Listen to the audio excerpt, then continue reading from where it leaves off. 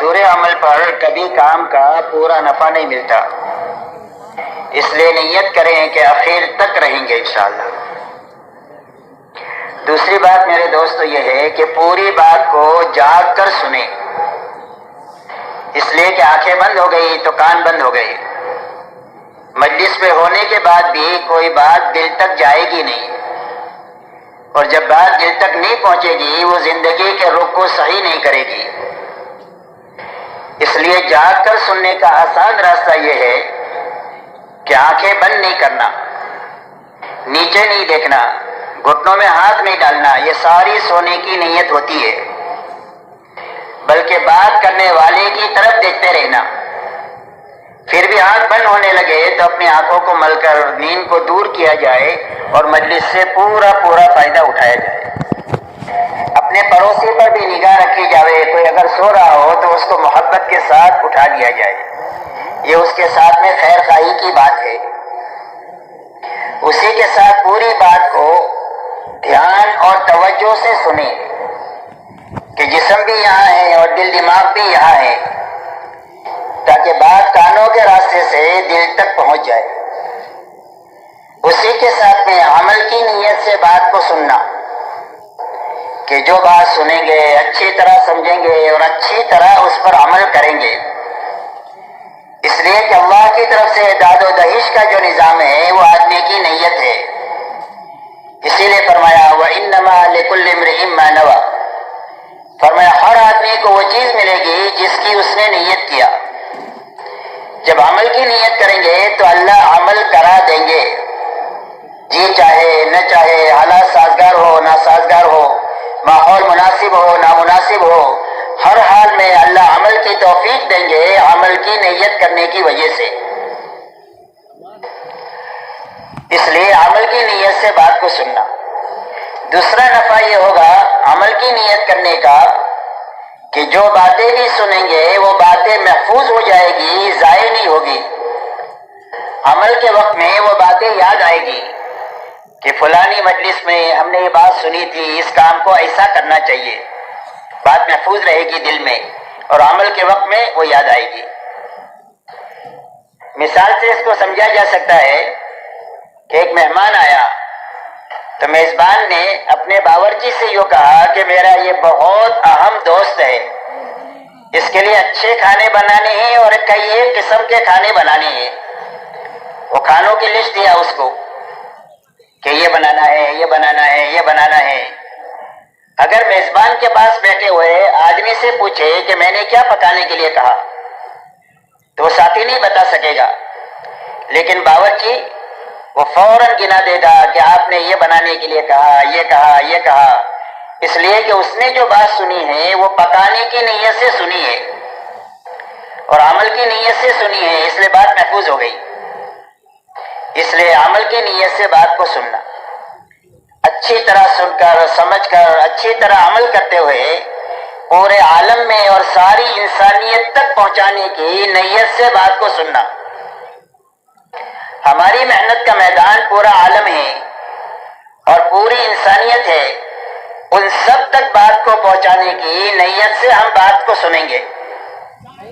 अब पूरे आलम में कैसे पहुंचाएंगे? आलम तो बहुत बड़ा है, कई सौ मुल्क है और 700 करोड़ इंसान है, तो छोटी सी उम्र में पूरे आलम में और सारी इंसानियत तक जाने का क्या रास्ता? का पूरे आलम में और सारी इंसानियत तक जाने का रास्ता यह है कि जहां तक जा सकते हैं और जितनों तक जा सकते हैं अपनी जिंदगी में अनथक मेहनत करके वहां तक और उन तक पहुंचना, और जो रह गए हैं उन तक बात को पहुंचाने के लिए अपनी जिंदगी में काम करने वाले बेहतरीन आदमी और बेहतरीन आमला तैयार करके मरना। ये पूरे आलम में बात के पहुंचाने का ये सही रुख है और हुजूर सल्लल्लाहु अलैहि वसल्लम ने मेहनत का यही रुख अपनाया है। अल्लाह ताला ने आपको बहुत बड़ा काम लेकर दुनिया में भेजा था। आपकी मेहनत का मैदान पूरा आलम और सारी इंसानियत और कयामत तक का जमाना था कि आपकी मेहनत का मैदान है। इतना बड़ा काम देकर के आपको भेजा गया और इतने बड़े काम पर काबू पाने के लिए आपको सिर्फ 23 साल का जमाना दिया गया। کہ 23 سال کے عرصے میں آپ کو اتنا بڑا کام کر کے ہمارے پاس آنا ہے، تو اس کے لیے آپ نے محنت کا کیا رخ لیا؟ آپ نے محنت کا یہ رخ اپنایا کہ جہاں تک اور جتنوں تک جا سکتے تھے اس کے لیے انتھک محنت فرمائی اور پورے حجاز میں کام کیا۔ آپ کا لمبے میں لمبا سفر تبوک تک کا ہے اور پورے عالم آپ کی محنت کا میدان ہے، تو آپ اس علاقے میں کام کے لیے اپنے آپ کو پوری طریقے سے تھکاتے ہوئے آپ نے 23 سال میں بہترین صحابہ کا عملہ تیار فرمایا۔ 23 سال میں 1.25 لاکھ صحابہ بنے جو آپ کی زندگی کا بہترین نمونہ تھے اور آپ کی زندگی کا آئینہ تھے۔ اس لیے صحابہ کا تعارف 2 جملوں میں ہوتا ہے۔ فرمایا کون لوگ ہیں؟ فرمایا فرسان بالنہار و رہبان باللیل۔ فرمایا دن کے شہ سوار ہیں، دن کو گھوڑے کی پشت پر بیٹھ کر پوری دنیا میں پھر رہے ہیں لوگوں کو اللہ کی پہچان کرانے کے لیے کہ اللہ کون ہے اور کیسے ہیں۔ اور فرمایا راتوں کے یہ عبادت گزار ہے، کانوا قلیلا من اللیل ما یہجعون وبالاسحار هم یستغفرون۔ فرمایا راتوں کو یہ بہت کم سوتے ہیں اور آخر راتوں میں کر کے تھک کے مٹ کے اللہ کے سامنے استغفار کرتے ہیں کہ کام کا حق تو ادا نہیں ہوا۔ فرمایا بسام بالنہار و بکام باللیل۔ فرمایا دن کو حشاش بشاش اللہ کے دین کا کام کرنے والے اور راتوں کو اللہ کے سامنے بہت زیادہ رونے والے۔ حضور صلی اللہ علیہ وسلم کی یہ دونوں چیزیں صحابہ میں منتقل ہوئی۔ آپ کا دین دعوت اور تعلیم کے لیے اللہ نے آپ کو داعی اور معلم بنا کر کے بھیجا تھا، تو دن کا اکثر حصہ دعوت اور تعلیم پر خرچ ہوتا تھا اور رات کی اکثر حصہ اللہ کے سامنے کھڑے ہونے میں اور اللہ کے سامنے راز و نیاز کرنے میں اور قرآن پاک کو ترتیل کے ساتھ پڑھنے میں، یہاں تک کہ آپ کے پیروں پر ورم آ جاتا تھا یہ آپ کی رات ہے یا آپ کا دن ہے۔ اور یہی دونوں چیزیں صحابہ میں منتقل ہوئی۔ تو کام کا صحیح رخ یہ ہے کہ اچھی طرح کام کو سمجھتے ہوئے اچھی طرح کرتے ہوئے کام کرنے والے آدمی تیار کرنا، بانج بن کر نہیں مرنا کہ زندگی بھر تبلیغ میں رہے، ایک آدمی بھی نہیں بنا، یہ تبلیغی بانج بنا ہے۔ اس لیے آدمی تیار کرنا۔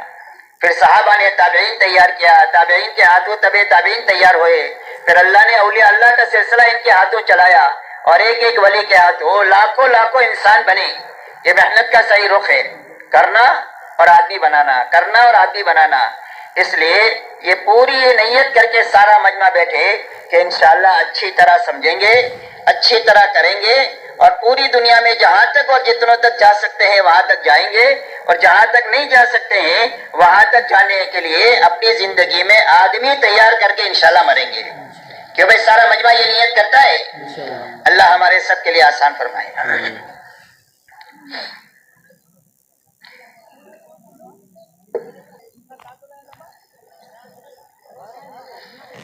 میرے محترم بزرگوں، دوستو، سمجھنے کی بات یہ ہے کہ روئے زمین پر بسنے والے ہر ایک مرد اور ہر ایک عورت کی دنیا اور آخرت کے بنانے کے لیے اللہ نے اپنا دین اتارا ہے،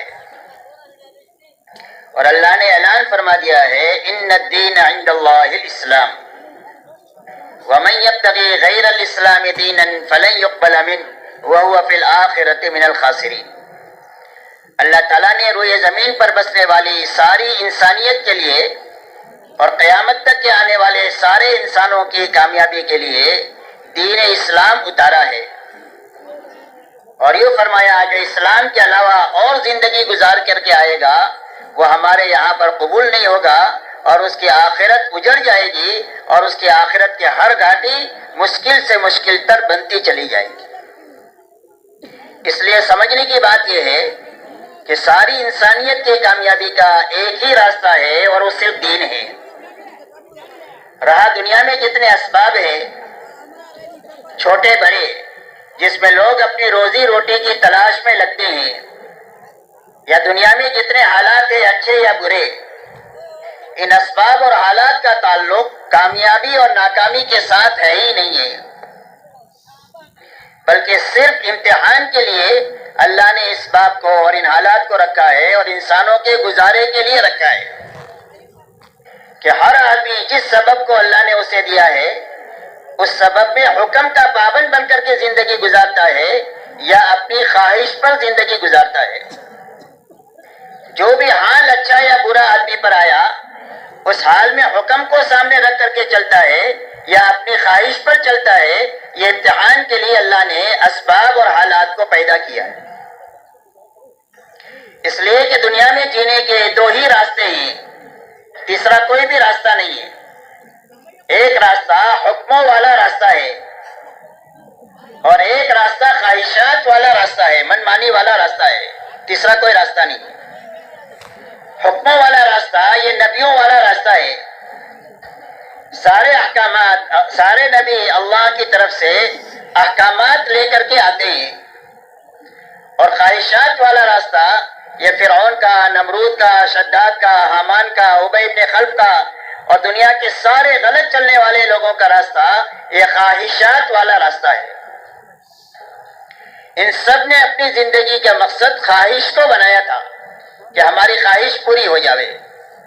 اس کے لیے کسی نے ملک کا راستہ لیا, کسی نے مال کا راستہ لیا, کسی نے تجارت کا لیا, کسی نے باغات کا لیا, کسی نے عہدے کا لیا, لیکن سب کا مقصد ایک تھا کہ ہماری خواہشات دنیا میں پوری ہو جائے. تو ایک راستہ خواہشات والا ہے, ایک راستہ حکم والا ہے. تو اللہ ہر انسان کو ان حالات سے گزار کر اور ان اسباب میں رکھ کر امتحان لینا چاہتے ہیں کہ ان اسباب میں اور حالات میں حکم کو سامنے رکھ کر کے زندگی گزارتا ہے یا خواہش کو سامنے رکھ کر کے زندگی گزارتا ہے. اگر یہ حکم کو سامنے رکھ کر کے زندگی گزارے گا تو جس سبب میں اللہ نے اس کو رکھا ہے اس سبب میں رکھ کر اللہ تعالیٰ اس کی دنیا بھی بنا دیں گے اور اس کی آخرت بھی بنا دیں گے. اور جس حال میں بھی اللہ تعالیٰ نے اس کو رکھا ہے اس حال میں حکم پورا ہو جائے گا تو حال میں حکم پورا کرنے کی برکت سے اللہ اس کے اس حال میں اس کی دنیا اور آخرت کو بنا دیں گے. چاہے کتنا ہی بیماری کا حال ہو, چاہے تنگ دستی کا حال ہو, لیکن اللہ تعالیٰ اس تنگ دستی میں اور بیماری میں اس کی دنیا اور آخرت کو بنا دیں گے. اسی لیے دعوت اور تبلیغ کی محنت کسی کا سبب بدلوانے کی یا کسی کا سبب چھڑانے کی محنت نہیں ہے, یا حالات کو بدلوانے کی محنت نہیں ہے. حالات تو اللہ بدلیں گے, بلکہ اس بات کی محنت ہے کہ جو جس سبب میں ہے اور جو جس حال میں ہے اس حال میں حکم کی پابندی کے ساتھ میں اور نبی کے طریقے کی پابندی کے ساتھ میں اللہ کو راضی کرنے کی جذبے کے ساتھ میں جینا شروع کر دے تو اللہ تعالیٰ اس حال میں اور اس سبب میں اس کی زندگی بنا دے گے. اسی لیے مسلمان کا کوئی بھی کام دنیا نہیں ہے. مسلمان کا دین تو دین ہے ہی ہے, اس کی دنیا بھی دین بن جائے گی حکم کے راستے سے اور طریقے کے راستے سے. اور جس طرح عبادت پر انعامات ملیں گے ایسا ہی اپنے کھانے کمانے کی لائن پر بھی اور اپنے اچھے برے حالات پر بھی اللہ کی طرف سے انعامات ملیں گے. اس لیے کہ مسلمان کا کوئی بھی کام دنیا نہیں ہے, ہر کام دین ہے. شرط یہ ہے کہ حکم کا پابند بن جائے اور طریقے کا پابند بن جائے اور نیت یہ بنائے کہ مجھے ہر حال میں اللہ کو راضی کرنا ہے. اسی لیے حدیث پاک میں آتا ہے کہ سچا اور امانت دار تاجر کل قیامت کے دن نبیوں کے ساتھ, صدیقین کے ساتھ اور شہداء کے ساتھ اٹھایا جائے گا. کرنے کو تجارت کر رہا ہے لیکن اس کی تجارت سے اس کی آخرت ایسی بنے گی کہ کل قیامت کے دن نبیوں کے ساتھ, صدیقین کے ساتھ اور شہداء کے ساتھ میں اللہ اس کو اٹھائیں گے. ایک آدمی کھیتی کرتا ہے لیکن حکم کا پابند بن کر کے کھیتی کرتا ہے تو فرمایا کھیتی جب تک ہری بھری رہتی ہے وہ اللہ کی پاکی بیان کرتی ہے اور اس کا ثواب کسان کو ملتا ہے اور کھیتی کرنے والے کو ملتا ہے.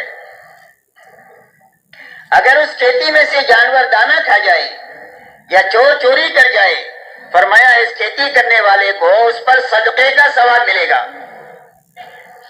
ایک غریب آدمی ہے, روز مزدوری کرتا ہے, روز کھاتا ہے, لیکن مزدوری حکم کا پابند بن کر کے کرتا ہے تو فرمایا شام کو جب تھک ہار کر کے یہ واپس آتا ہے اپنے گھر پر تو اپنے مقدر کی روزی بھی لے کر کے آتا ہے اور اللہ کے خزانے سے اپنے گناہوں کو معاف کروا کر کے آتا ہے. اس کے سارے گناہ روز معاف ہوتے ہیں حکم پر محنت کرنے کی وجہ سے۔ فرمایا ایک آدمی حاکم ہے اور حکومت انصاف کے ساتھ میں کر رہا ہے، انسانیت کے ساتھ، ہمدردی، خیر خواہی کے ساتھ کر رہا ہے، تو فرمایا قیامت کے دن اللہ تعالیٰ ایسے حاکم کو عرش کی سائے میں جگہ دیں گے، جبکہ اللہ کے سائے کے سوا قیامت کے دن اور کوئی سایہ نہیں ہوگا۔ تو اس لیے میرے محترم دوستو، یہ محنت اس بات کی ہے کہ جو مسلمان جس سبب میں ہے اور جو مسلمان جس حال میں ہے، اس حال میں اس کی زندگی میں اللہ کے حکموں پر چلنے کی طاقت پیدا ہو جائے، اللہ کی حرام کردہ چیزوں سے بچنے کی طاقت پیدا ہو جائے، اور ہر فرد امت میں اللہ کے دین کی محنت کے تقاضوں پر کھڑا ہونے کی طاقت پیدا ہو جائے۔ اس کی محنت ہے دعوت اور تبلیغ کی، اس لیے کہ اچھی طرح یہ بات سمجھنی ہے کہ اللہ کی طرف سے پوری کامیابی اس وقت میں ملے گی جب زندگیوں میں دین پورا ہو،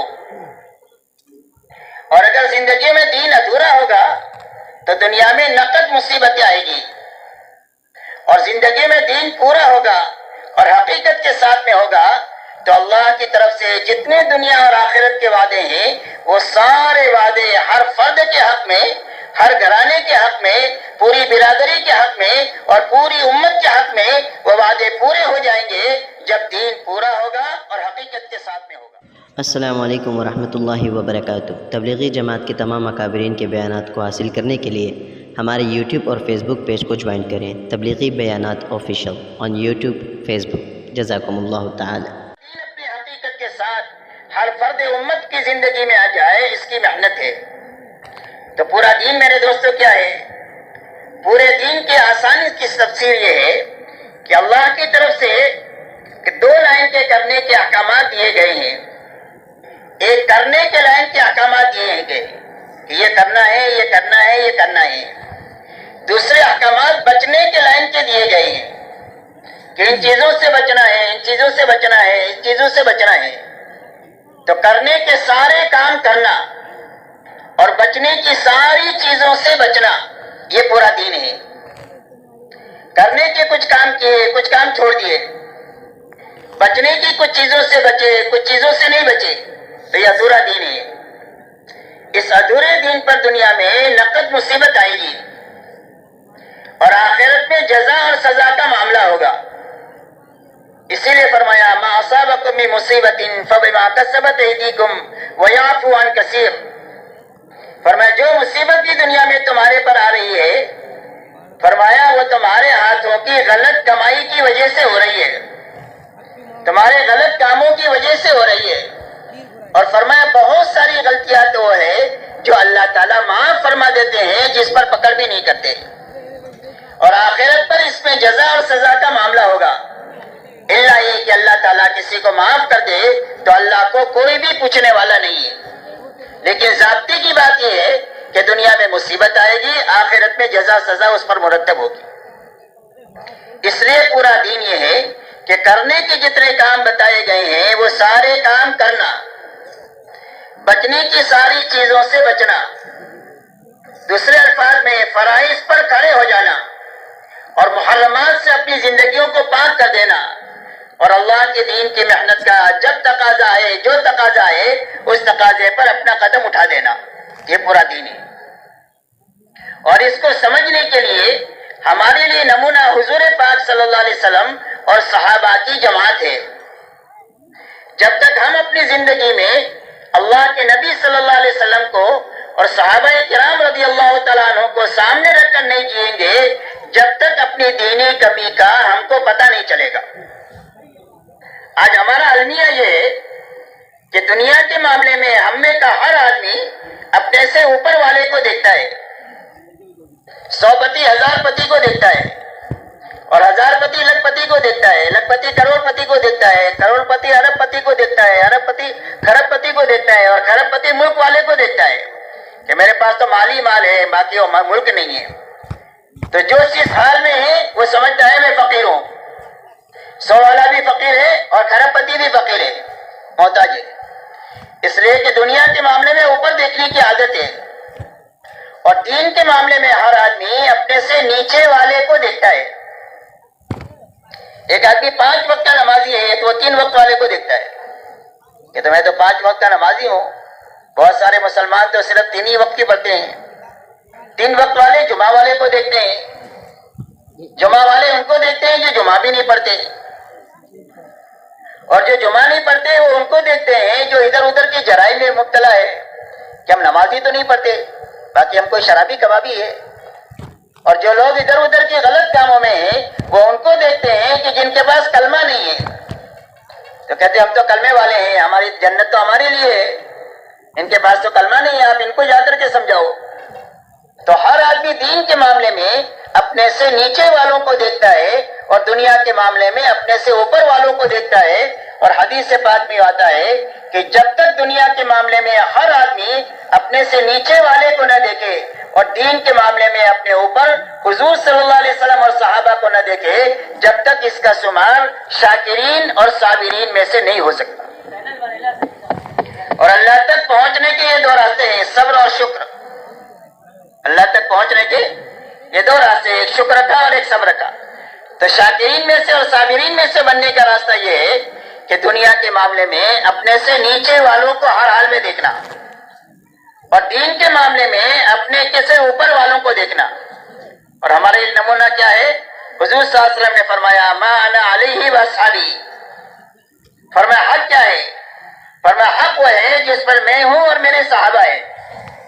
قیامت تک حق کے سمجھنے کا یہی معیار ہے کہ آپ کی زندگی کو دیکھا جائے اور صحابہ کی زندگی کو دیکھا جائے اور دیکھ کر اپنی زندگی کی دینداری کو ان کی دینداری سے ملایا جائے تو پتہ چلے گا کہ اگر اس حالت میں موت آ جائے تو ہم اللہ کو منہ دکھانے کے قابل نہ رہیں. اس لیے میرے محترم دوستو, یہ محنت اس بات کی ہے کہ ہر فرد امت حضور صلی اللہ علیہ وسلم والی زندگی کو اور صحابہ والی زندگی کو سامنے رکھ کر اپنا جینا اور مرنا شروع کرے تاکہ آدمی کی کمی کا پتہ بھی چلتا رہے اور اس کی تکمیل بھی ہوتی رہے. اور اگر کبھی کمی کوتاہی رہ گئی تو اللہ کے فضل سے یہ امید ہے کہ محنت کی برکت سے اللہ کمی کوتاہی کو معاف فرما دیں گے اور اللہ کاملین میں اٹھائیں گے. اس لیے کہ اللہ تعالیٰ محنت کرنے والوں کی محنت کو ضائع نہیں کرتے. حدیث پاک میں ایک واقعہ آتا ہے کہ ایک آدمی نے 100 آدمیوں کو قتل کیا. اس میں ندامت پیدا ہوئی کہ اگر اس حالت میں مر گیا تو میرا کیا ہوگا. تو ایک اللہ والوں کے پاس جا کر کہا کہ میں اتنا بڑا گنہگار ہوں, میری معافی ہو سکتی ہے؟ فرمایا ہاں معافی ہو سکتی ہے, لیکن جس بستی میں تم رہتے ہو اس بستی کے اندر میں اکثریت بروں کی ہے تو تم توبہ پر یہاں جم نہیں سکو گے. اس لیے قریب میں ایک نیک لوگوں کی بستی ہے, اس بستی میں تم چلے جاؤ, وہاں تمہاری توبہ قبول بھی ہو جائے گی اور تم اپنی توبہ پر جم بھی سکو گے استقامت کے ساتھ. تو یہ آدمی نے یہاں سے چلنا شروع کیا اور مقدر کی بات کہ وہاں پہنچنے سے پہلے راستے ہی میں اس کی موت کا وقت آ گیا. اب رحمت کے فرشتے بھی آ گئے اور عذاب کے فرشتے بھی آ گئے. رحمت والے کہنے لگے کہ اس نے توبہ کا ارادے سے چلا ہے, ہم لیں گے اس کو. عذاب کے فرشتوں نے کہنا شروع کیا کہ ابھی تک اس کی توبہ قبول نہیں ہوئی ہے, اس کی روح ہم لیں گے. تو اللہ تعالیٰ نے فیصل بنا کر کے ایک فرشتے کو بھیجا کہ زمین ناپی جاوے, اگر یہ بروں کے قریب ہے تو عذاب کے فرشتے لے اور اگر نیکوں کے قریب ہے تو رحمت کے فرشتے اس کی روح کو لے. اور اللہ نے زمین کو یہ حکم دیا کہ بروں سے دور ہو جا اور نیکوں کے قریب ہو جا, اور رحمت کے فرشتوں نے اس کی روح کو لیا. اس لیے کہ اللہ تعالیٰ تو محنت کرنے والے کی محنت کو ضائع نہیں کرتا. اس لیے سارا مجمع یہ طے کرے کہ انشاءاللہ محنت کرتے ہوئے جئیں گے اور محنت کرتے ہوئے مریں گے.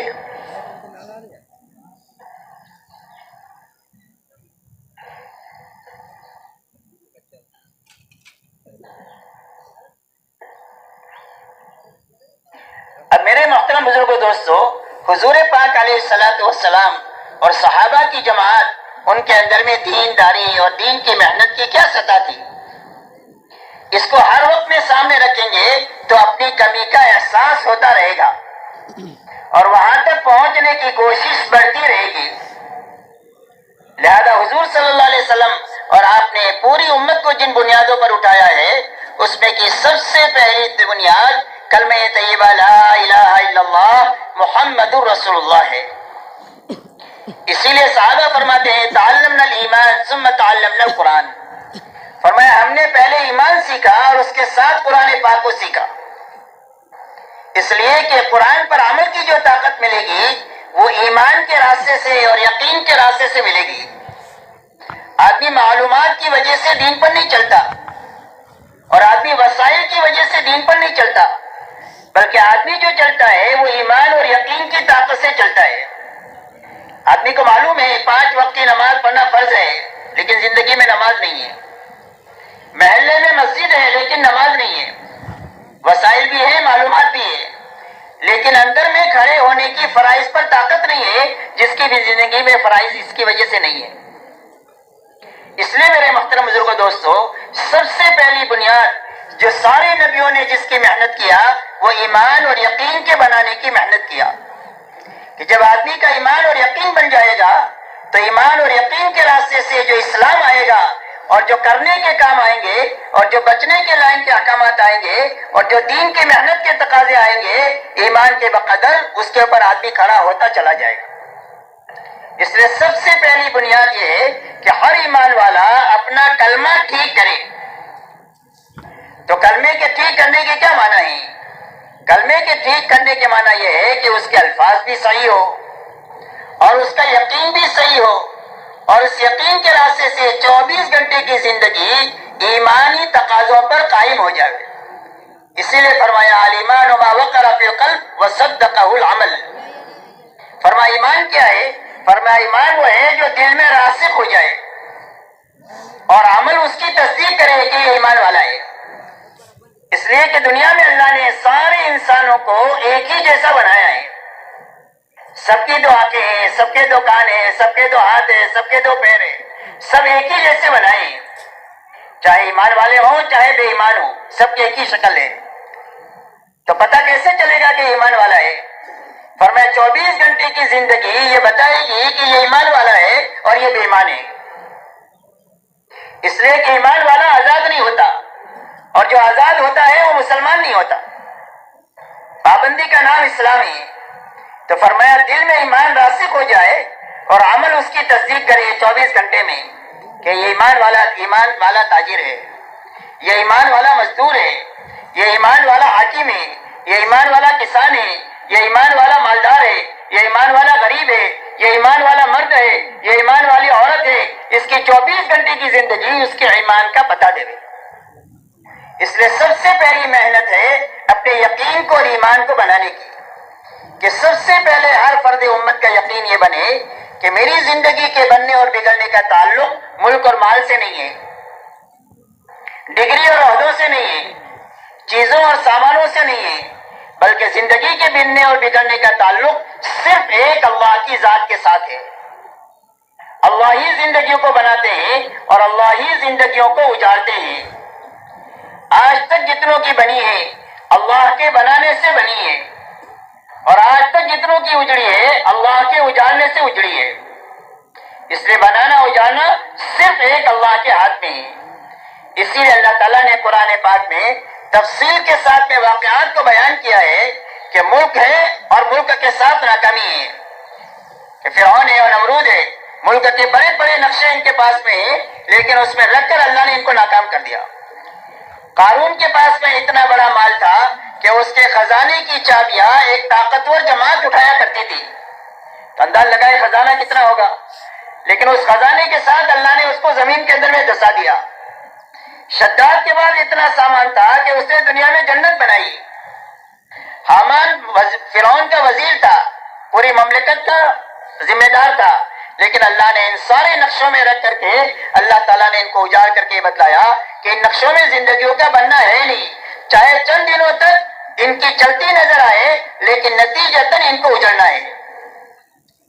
کبھی اجاڑ اللہ تعالیٰ دنیا ہی میں دکھا دیتے ہیں، اور اگر دنیا میں نہیں دکھایا تو موت پر تو آدمی کو اپنا اجاڑ یقینی طور پر نظر آ جاتا ہے۔ دنیا میں جتنے انسان ہیں उन सब को या तो अल्लाह ताला दुनिया में दिखाते हैं, और अगर दुनिया में नहीं दिखाया और ढील दिया अल्लाह ताला ने, तो मौत पर आदमी को अपनी नाकामी अपनी आंखों के सामने आ जाती है। इसलिए कि बात के समझने के दो मौके होते हैं। एक मौका यह है कि गलत माहौल में से सही माहौल में आदमी को लाना, और इस माहौल में ला करके उसको अल्लाह समझाना, उसको आखिरत समझाना, उसको जन्नत की नेमतें और जहन्नम के अज़ाबात समझाना। एक रास्ता हक पर आने का ये है, और समझने का रास्ता ये है कि माहौल में आदमी को बात समझ में आ जाती है। दूसरा रास्ता मौत का है कि मौत के वक्त में आदमी को बात समझ में आ जाती है। इसलिए अल्लाह ने कुरान में पाक में फरमाया, हत्ता इज़ा जाअ अहदहुल मौत क़ाल रब्बि इरजिऊनी लअल्ली अअमलु सालिहन फ़ीमा तरक्तु कल्ला इन्नहा कलिमतुन हुवा क़ाइलुहा व मिन वराइहिम बरज़ख़ुन इला यौमि यबअसून। फरमाया जब आदमी के पास मौत का फरिश्ता आ जाता है तो उस वक्त में उसको अपनी नाकामी अपने सामने नजर आ जाती है, तो अल्लाह से यूं कहता है कि अल्लाह मुझे दुनिया में वापस कर दीजिए ताकि मैं नेक अमल करके आऊं। लेकिन अल्लाह की तरफ से जवाब मिलता है कल्ला। फरमाया हरगिज़ ये नहीं हो सकता है। एक बच्चा माँ के पेट से दुनिया में आ गया, दोबारा माँ के पेट में नहीं जा सकता। एक आदमी दुनिया के पेट से आखिरत के बॉर्डर में दाखिल हो गया, अब ये दोबारा दुनिया में वापस नहीं जा सकता। अब आलम बरज़ख इसके बाद है, और क़यामत तक अज़ाब क़ब्र में मुब्तला रहना है। इसलिए मेरे मोहतरम दोस्तों, समझने का मौका यह है कि माहौल में रहना। दावत और तबलीग की मेहनत इस बात की है कि हर घर हर फर्द पर मेहनत करके उसको उसके माहौल से निकाला जाए, और निकाल करके इसको मस्जिद के रास्ते से और आमाल नबूवत के रास्ते से हर फर्द उम्मत को इस मेहनत में शरीक किया जाए कि जिसके रास्ते से हर फर्द उम्मत में हक पर चलने की ताकत पैदा हो जाए और बातिल से बचने की ताकत पैदा हो जाए, और दीन के हर मेहनत के तकाजे पर खड़ा होने की उसमें ताकत पैदा हो जाए। इसलिए सबसे पहला यकीन ये बने कि जिंदगी के बनाने वाले सिर्फ अल्लाह है, और जिंदगी के उजाड़ने वाले भी सिर्फ अल्लाह है। मुल्क और माल से, डिग्री और ओहदों से किसी की जिंदगी नहीं बनती है, अल्लाह के बनाने से बनती है। और अल्लाह के यहाँ से जिंदगी के बनाने का एक ही ज़ाब्ता है, और वो सिर्फ मोहम्मदुर रसूलुल्लाह है। कि अल्लाह किसकी जिंदगी बना देंगे? फरमाया जो मोहम्मदी बनकर जिएगा और जो मोहम्मदी बनकर के मरेगा, सर के बालों से लेकर पैर के नाखून तक, और जूता पहनने से लेकर नमाज तक, और शादी ब्याह से लेकर हुकूमत करने तक, अपनी जिंदगी के हर हरकत और सुकून में जो मोहम्मदी बनकर के जिएगा और मोहम्मदी बनकर के मरेगा, अल्लाह इसकी दुनिया झोपड़े में है तो दुनिया के एतबार से कामयाबी दे देंगे, और दुनिया के एतबार से कामयाबी ये होगी कि अल्लाह ताला झोपड़े में रखकर दिलों में इत्मीनान, चैन और सुकून अता फरमाएंगे, आपस में मोहब्बतें अता फरमाएंगे, दुआओं में कबूलियत की शान पैदा फरमा देंगे। इसलिए कि दुनिया हालात का घर है। जब कभी भी कोई हाल आएगा तो नमाज के रास्ते से और दुआ के रास्ते से अल्लाह ताला उस हाल को हल फरमा देंगे। ऐसी हर मोमिन को अल्लाह ताला दुआ की ताकत अता फरमाएंगे। जो मुकद्दर की रोजी अल्लाह ने लिखी है थोड़ी ज्यादा, वो हलाल और बरकत वाली बना करके देंगे। जो मुकद्दर की रोजी अल्लाह ने लिखी है थोड़ी ज्यादा, वो हलाल भी होगी और बरकत वाली भी होगी। और बरकत वाली रोजी वो होती है कि चाहे कितनी दिखने में थोड़ी नजर आए, लेकिन आदमी की जरूरत अटकेगी नहीं, उसकी सारी जरूरतें पूरी हो जाएगी, और बरकत के रास्ते से उसकी आखिरत भी बन जाएगी।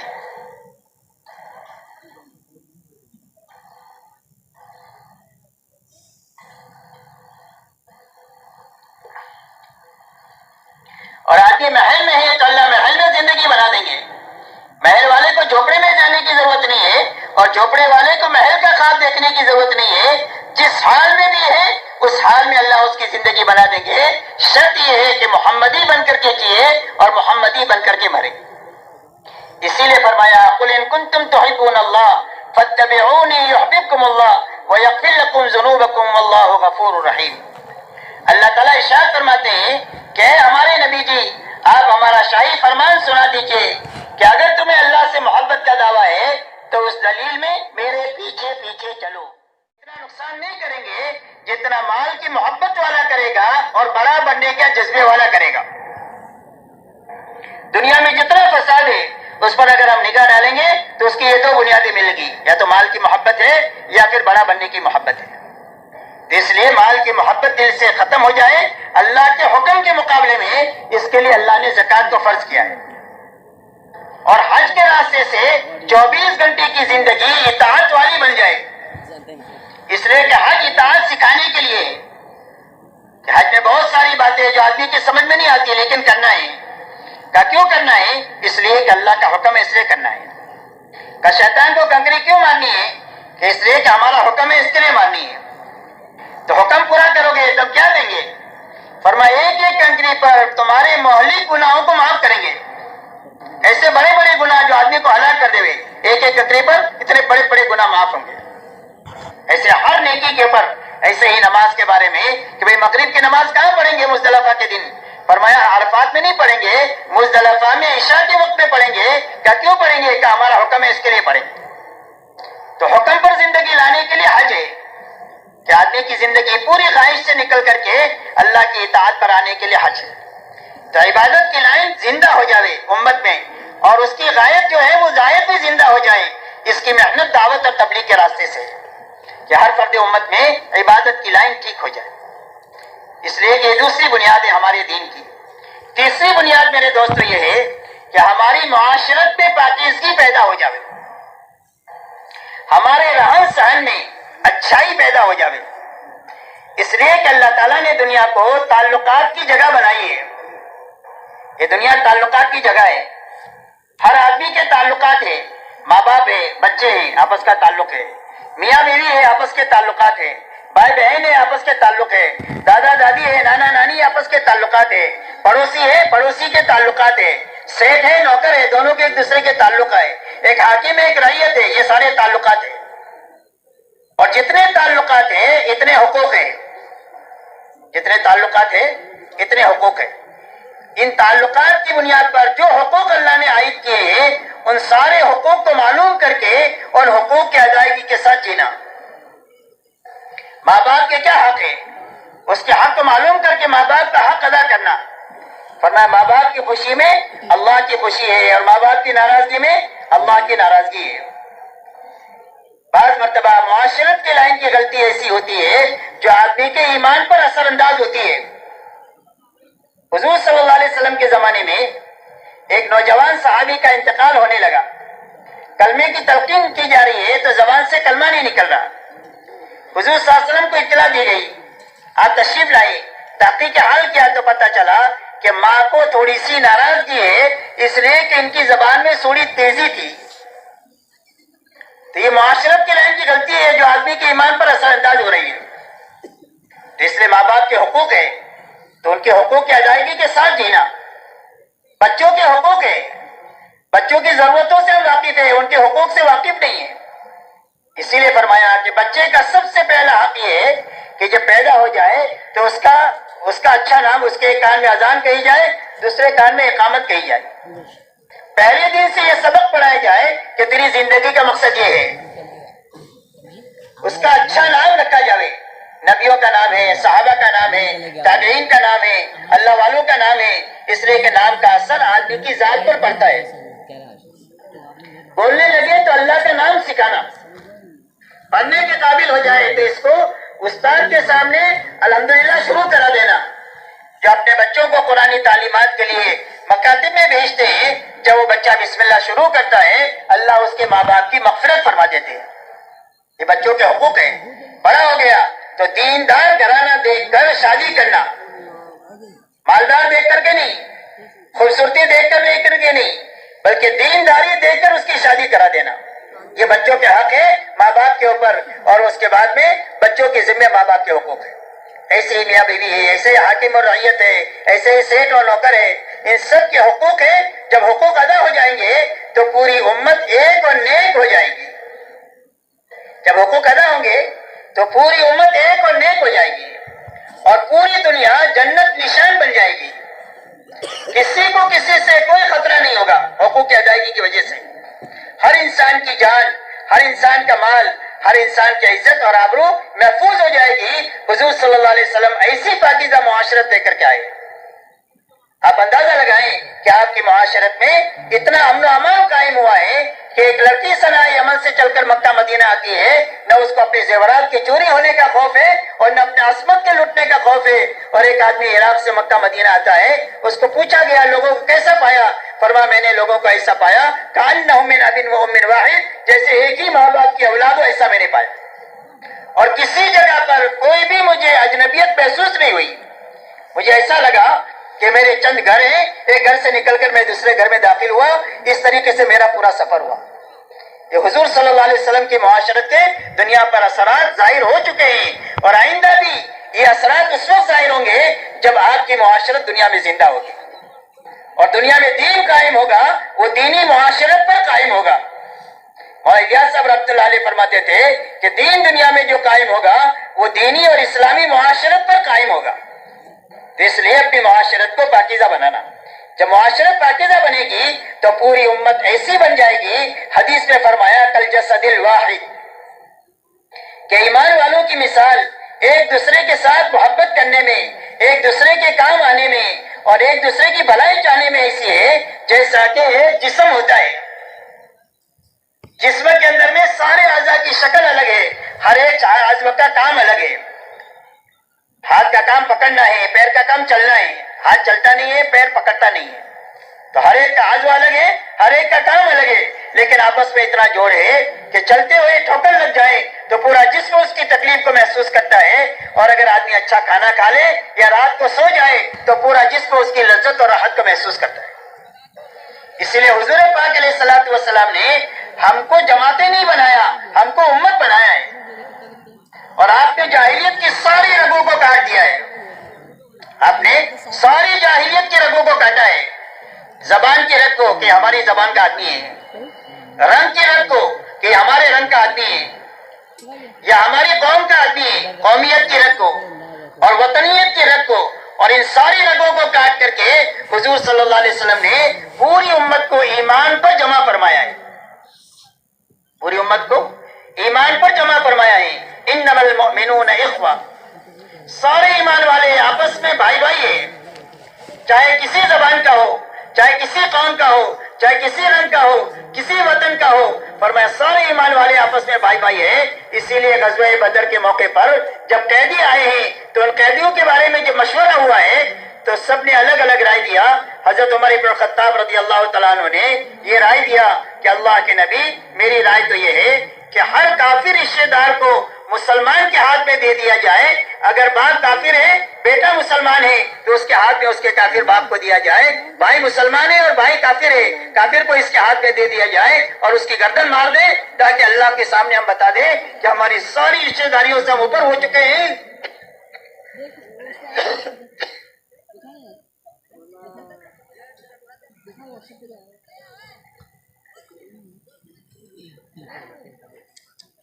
ہماری سب سے بڑی رشتے داری ایمان کی رشتے داری ہے. جو ایمان والا ہے وہ ہمارا اپنا ہے، جو ایمان والا نہیں ہے وہ ہمارا نہیں ہے. ہم اس کی بھلائی چاہیں گے، ہم اس کی ہدایت کا فکر کریں گے، لیکن محبت ایمان والے سے کریں گے. اسی لیے فرمایا کہ تم میں کا کوئی بھی کامل مومن ہو نہیں سکتا ہے جب تک اپنے بھائی کے لیے وہ چیز پسند نہ کرے جو اپنے لیے پسند کرتا ہے. اور یہ فرمایا تم جنت میں داخل نہیں ہو سکتے جب تک تم مومن نہ بنو، اور تمہارا ایمان کامل نہیں ہو سکتا ہے جب تک تم آپس میں محبت نہ کرو. مولانا سعید خان صاحب رحمۃ اللہ علیہ فرماتے تھے کہ لوگ تو اللہ سے ملک و مال مانگتے ہیں، میں تو اللہ سے ایمان والوں کی محبت مانگتا ہوں کہ اللہ مجھے ایمان والے کی محبت دے دے. یہ ایمان والا ہے، قابل محبت ہے، چاہے کتنا ہی گناہوں میں ڈوبا ہوا ہو.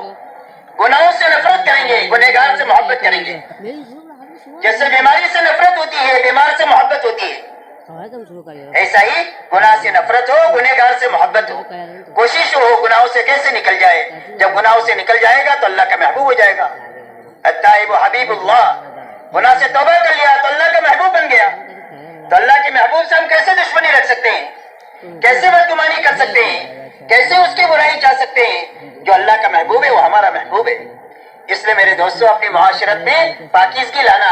رات کو بھی بات بتائی گئی تھی کہ بھئی اپنی معاشرت میں انصاف ہونا چاہیے. انصاف یہ ہے کہ جو اپنے لیے پسند کرے اپنے بھائی کے لیے پسند کرے. ایمان والوں کے لیے احسان کا معاملہ کرنا، احسان کا معاملہ کرنا. زندگیوں میں کبھی کبھی موقع آتے ہیں احسان کے، نہیں چاہیے. حصار کے موقع زندگی میں کبھی کبھی آتے ہیں کہ ایک طرف کھانا ہے ایک طرف بھوکا ہے.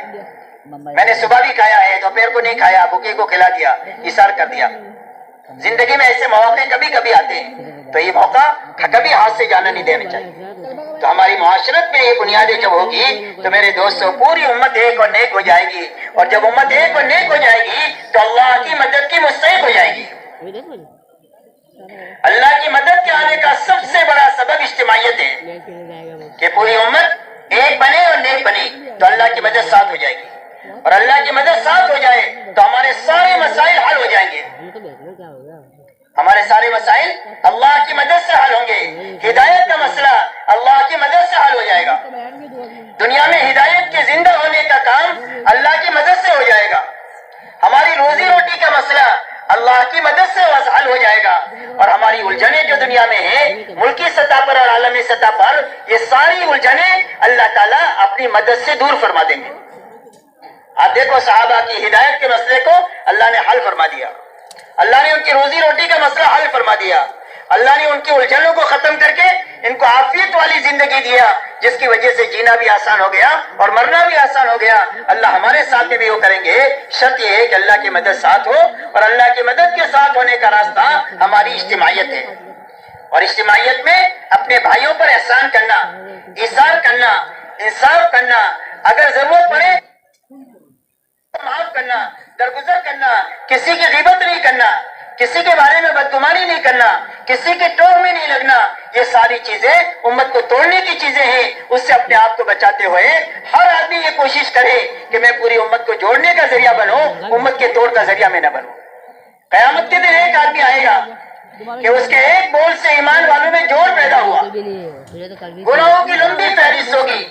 اللہ فرمائیں گے تیرا بول ہماری نگاہ میں اتنا وزنی ہے کہ تو نے ہماری نبی کی امت کو جوڑا ہے, اس بول پر ہم تجھے جنت میں بھیجیں گے. ایک آدمی کا بہت بڑا نیکیوں کا دفتر ہوگا, لیکن اس کے ایک بول سے امت پہ توڑ پیدا ہوا ہوگا, تو کل قیامت کے دن وہ بول اتنا بھاری ہوگا کہ اللہ اس کی وجہ سے اس کو جہنم میں بھیجیں گے کہ تو نے ہمارے پیارے نبی کی پیاری امت کو تو نے توڑا ہے, تو جہنم میں جانے کے لائق ہے.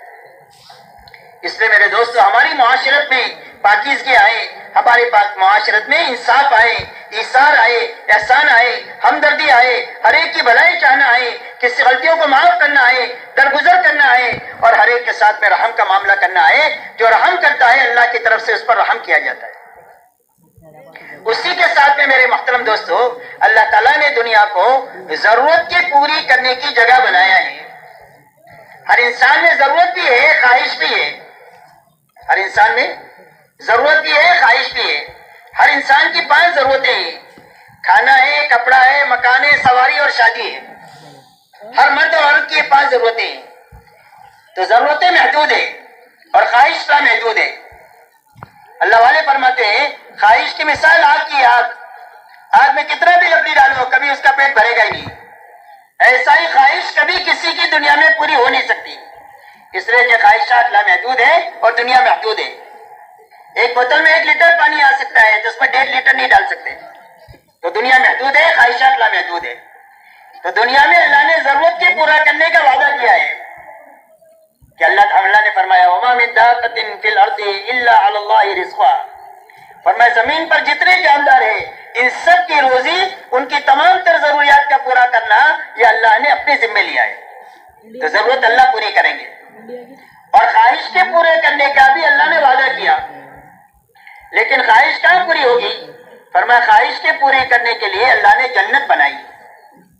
دنیا میں خواہش نہیں پوری ہو سکتی کسی کی, ضرورت پوری ہو سکتی ہے. اس لیے خواہشات کے پوری کرنے کے چکر میں جو لوگ لگتے ہیں وہ پوری ہوتی نہیں ہے, اور اسی حالت میں وہ مرتے ہیں. اس لیے اپنی ضرورتوں کے حاصل کرنے کے لیے حلال راستہ اختیار کرنا, حرام سے اپنے آپ کو بچانا, یہ حکم ہے. حلال کا حکم ہے, حرام سے بچنے کا حکم ہے. اس لیے کہ حلال اور حرام کی تاثیر ایسی ہے جیسا کہ کھانے کی ہوتی ہے. کھانا اچھا پیٹ میں گیا تو طاقت بنے گی, آدمی کو خوشی محسوس ہوگی. سڑا ہوا کھانا پیٹ میں گیا تو آدمی کو قے ہو جائے گی, اسہال ہو جائے گا, آدمی بیمار ہو جائے گا, پوری پھسی نکل جائے گی. کیا ہوا؟ کا فوڈ پوائزن ہو گیا. فرمایا ایسے حلال اور حرام کی تاثیر ہے. ایک اللہ والے فرماتے ہیں میری دعوت کیا ہے, ایک نیک آدمی نے اور اس کا کھانا کھانے کے بعد میں کئی دنوں تک تہجد پڑھنے کا مجھے مزہ آیا. اور ایک فاسق کی میری دعوت ہوئی, اس کا کھانا کھانے کے بعد کئی دنوں میرے اندر برائی کا اور زنا کا جذبہ پیدا ہوا. اللہ ہماری سب کی حفاظت فرمائے. تو کھانے کا اتنا زبردست حلال حرام کی تاثیر ہے, اس لیے حرام سے بچنا اور حلال طریقے سے اپنی ضرورت کو حاصل کرنا. جب حلال طریقے سے اپنی ضرورت کے حاصل کرنے میں ہم لگیں گے تو اللہ تعالیٰ اس پر بھی ہم کو نیکی دیں گے. فرمایا کسب الحلال فریضۃ بعد الفریضہ, فرمایا فرائض کی ادائیگی کے بعد میں حلال کمائی میں لگنا بھی فرض ہے. تو حلال کمائی میں اللہ تعالیٰ آپ کو اور مجھے انعام دیں گے.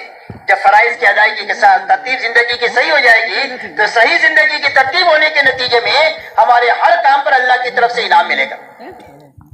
اس لیے حلال سے حاصل کرنا, حرام سے بچنا, سنت طریقے پر اپنی ضرورت کو پورا کرنا, اسراف سے بچنا. سنت طریقے پر اپنی ضرورت کو پورا کرنا, کھانا سنت کے مطابق کھانا اور حلال کھانا, لباس حلال طریقے سے حاصل کرنا, سنت طریقے پر لباس کو پہننا, بیوی کو حلال طریقے سے حاصل کرنا, سنت طریقے پر شادی کرنا. اپنی ہر ضرورت کو, اپنی سواری کی ضرورت ہوئی, سائیکل کی ضرورت ہو تو سائیکل خریدے, حلال سے خریدے, حرام سے نہیں. گاڑی کی ضرورت آئی تو گاڑی خریدے, لیکن حلال سے خریدے, حرام سے نہیں. ایسا ہی شادیوں میں فرمایا سادگی کے ساتھ سنت طریقے پر ہماری شادیاں ہو تو اپنی ضرورتوں کو حلال طریقے سے حاصل کرنا, سنت طریقے پر پورا کرنا. رہا خواہش کا تو خواہش اللہ تعالیٰ جنت میں پوری فرمائیں گے. اسی لیے فرمایا وَلَكُمْ فِيهَا مَا تَشْتَهِي أَنفُسُكُمْ وَلَكُمْ فِيهَا مَا تَدَّعُونَ, فرمایا تمہارے لیے جنت میں وہ ہے جو تمہارا جی چاہے. جنت میں کیا ہے؟ فرمایا جو تمہارا جی چاہے. آدمی کی جی کے کیا چاہنے, کچھ بھی چاہ سکتا ہے کیا بھائی؟ جی کیا چاہ سکتا ہے؟ جی چاہتا ہے پوری دنیا میری ہو جاوے, ہر آدمی کی چاہت ہوتی ہے. اس لیے کسی کو بھی قناعت نہیں ہے کہ میرے پاس اتنا تھوڑا ہے تو زیادہ مل جاوے, یہ بھی مل جاوے, یہ بھی مل جاوے, اس لیے کہ خواہش کی کوئی حد ہی نہیں ہے. تو فرمایا خواہش جنت میں پوری ہو جائے گی. ہر آدمی کی چاہت ہے کہ جوان رہو, خوبصورت رہو, طاقتور رہو, ہمیشہ زندہ رہو. تو یہ ساری خواہش جنت میں پوری ہو جائے گی. ہمیشہ جوان رہے گا, کبھی بوڑھا نہیں ہوگا, ہمیشہ تندرست رہے گا, کبھی بیمار نہیں ہوگا, ہمیشہ خوبصورت ہوگا, 14 رات کے چاند جیسا خوبصورت ہوگا, کبھی بدصورتی نہیں آئے گی کہ بڑھاپے کی چریاں پڑ گئی چہرے پر. خوبصورت سے خوبصورت آدمی بیچارہ بڑھاپے میں جو ہے وہ ایسا ہو جاتا ہے, لیکن وہاں فرمایا اس کی خوبصورتی ختم نہیں ہوگی. زندگی اللہ دیں گے, اس پر کبھی موت نہیں آئے گی. ہر جنتی کو اللہ تعالیٰ 100 آدمیوں کی طاقت دے کر جنت میں داخل کریں گے.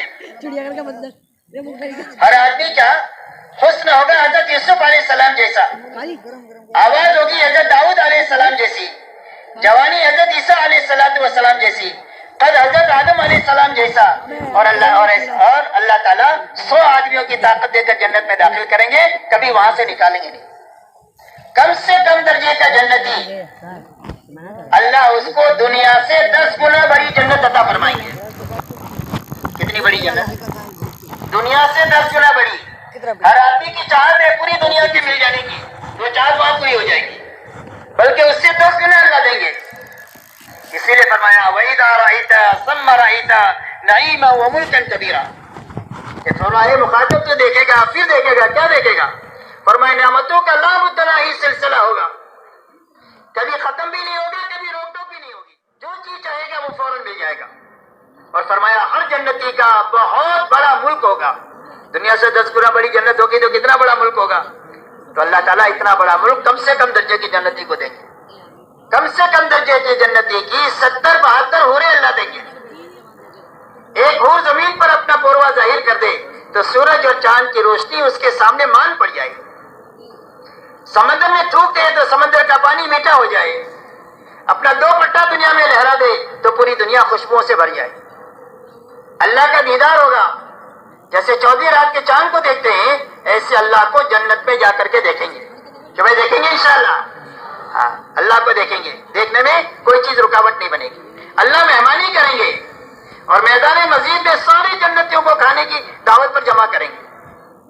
تو اللہ تعالیٰ کی طرف سے ایک ایک محل, ایک ایک موتی کا, جس کے اور وہاں کے کنکر اور پتھر ہیرے اور موتی ہوں گے، وہاں کا گارا زعفران کا ہوگا، گھاس زعفران کی ہوگی، اور اللہ تعالیٰ ایسی اچھی جنت دیں گے کہ آدمی خوش ہو جائے گا، اس سے بڑی نعمت اللہ دیں گے۔ اللہ فرمائیں گے میرے جنتی ہو، میرے بندو، میں تم سے راضی ہو گیا، کبھی ناراض نہیں ہوں گا۔ یہ کھٹکا بھی ختم ہو جائے گا کہ کبھی اللہ ناراض ہو کر کے کبھی جنت سے نکال نہ دے دے، تو کھٹکا ختم۔ اس لیے کہ اللہ جب کسی سے راضی ہو جاتے ہیں تو پھر اس کے بعد اس سے کبھی ناراض نہیں ہوتے ہیں۔ تو اللہ تعالیٰ ایسی جنت عطا فرمائیں گے جہاں آدمی کی ہر خواہش پوری ہوگی۔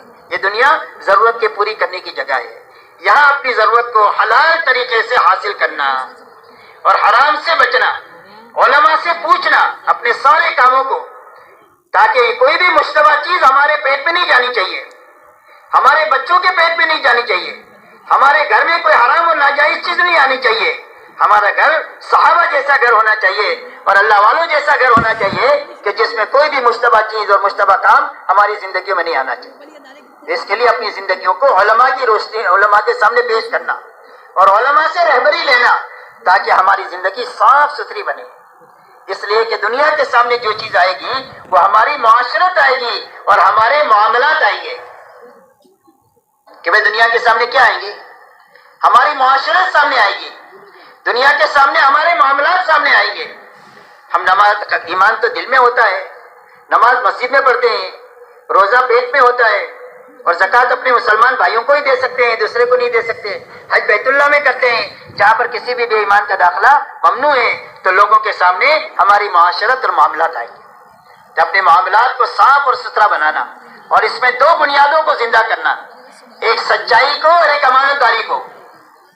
اپنے معاملات میں سچائی اور امانت داری، یہ دو بنیادیں ہیں ہمارے معاملات کی۔ اس میں سچائی ہونی چاہیے، جھوٹ نہیں ہونا چاہیے، وعدہ خلافی نہیں ہونا چاہیے، اور اس کے ساتھ میں ٹال مٹول کی بات نہیں ہونی چاہیے، سچائی ہونی چاہیے اور امانت داری ہونا چاہیے۔ ناپ تول پر پورا دینا، ناپ تول کر پورا لینا، اور اسی کے ساتھ جس سے لیا اس کو وقت پر دینا۔ غرض یہ کہ اپنے معاملات میں سچائی آنی چاہیے اور امانت داری آنی چاہیے۔ اسی کے ساتھ میں میرے دوستو اپنی اخلاقی زندگی ایسی اچھی بننی چاہیے کہ سارے انسانوں کو ہم سے راحت پہنچے، کسی کو ہم سے ناحق تکلیف نہ پہنچے، ناحق تکلیف نہ پہنچے۔ یہ ہماری زندگی ایسی صاف ستھری ہونی چاہیے، اخلاق والی زندگی۔ اخلاق کا خلاصہ یہ ہے کہ ہر انسان کو ہم سے راحت پہنچے، کسی کو بھی ہم سے تکلیف نہ پہنچے، یہ اخلاق کا خلاصہ ہے۔ اور اخلاق بہت بڑی چیز ہے۔